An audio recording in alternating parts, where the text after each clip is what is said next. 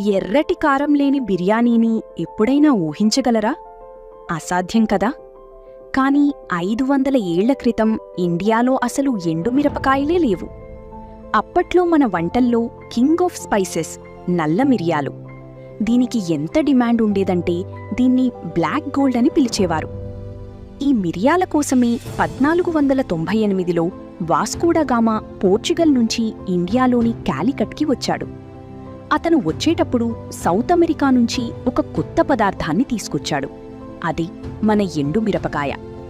మిరియాలతో పోలిస్తే మిరపకాయలు పండించడం చాలా ఈజీ మరియు చవక. అందుకే మన వాళ్లకి ఇది బాగా నచ్చేసింది. తెలుసా, మిరపకాయ రాకముందు మన వంటలన్నీ ఎర్రగా కాకుండా నలుపు లేదా బ్రౌన్ కలర్లోనే ఉండేవి. అలా వాస్కోడగామా మన బ్లాక్ గోల్డ్ తీసుకెళ్లి ఈ రెడ్ చిల్లీ ఇచ్చాడు. ఈ హిస్టరీ మీకు ముందే తెలుసా? కామెంట్ చేయండి. ఇలాంటి ఆసక్తికరమైన ఫ్యాక్ట్స్ కోసం ఫాలో చేయండి.